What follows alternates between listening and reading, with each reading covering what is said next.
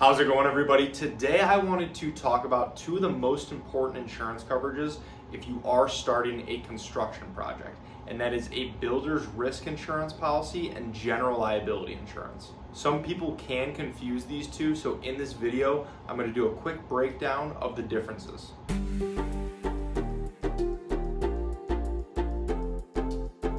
Thank you for stopping by. My name is Brian. I'm an independent insurance agent based here in the state of Michigan, Metro Detroit specifically, and I work with businesses on their commercial insurance programs as well as helping families and individuals with their personal insurance, their home, their auto insurance as well.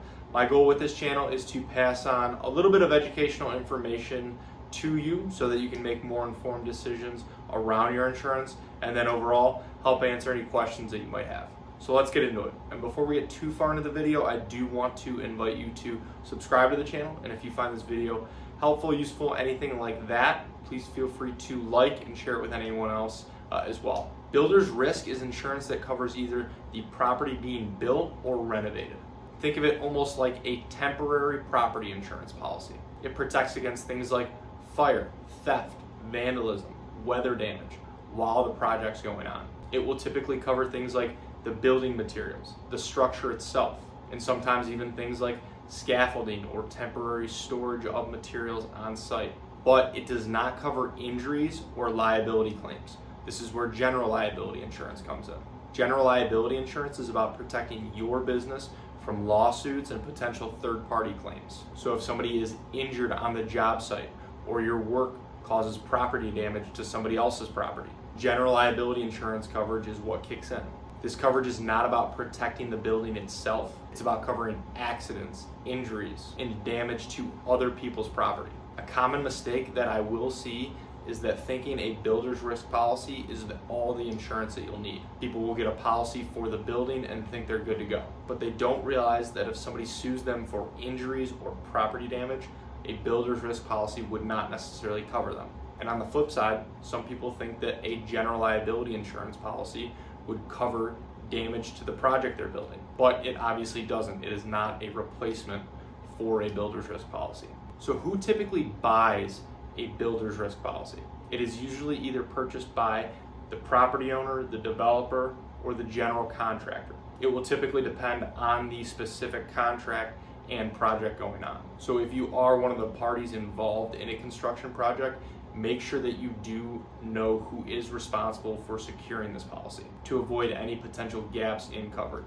Another thing to watch out for is that a builder's risk policy will not cover everything. It will protect the building and the materials on site, but it does not typically include coverage for tools, equipment, or the materials while they are in transit or stored off-site. The general contractor will often need inland marine insurance for their tools, for their equipment, and then an installation floater for materials that are in transit or waiting to be installed off-site. Another thing to note is that builder's risk policies are typically temporary, so either lasting 12 months or a specific period of time depending on the length of the project. So if a project does get delayed and runs over the expected timeline, coverage will not automatically extend. You will either need to renew the policy or extend coverage.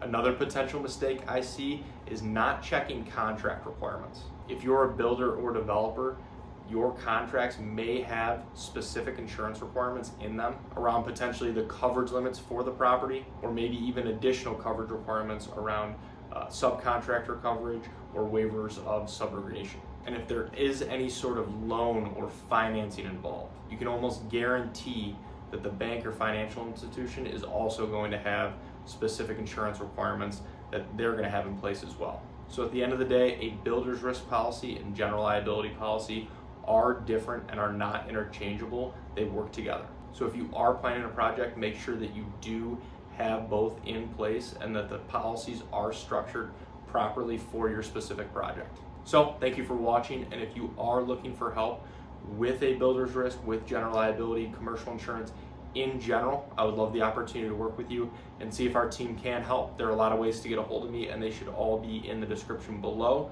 Please feel free to text, call, email, fill out a contact form, whatever is easiest. And if you have any other questions about insurance, please feel free to reach out directly or leave them in the comments below. I would love to help answer those as well. So thank you again.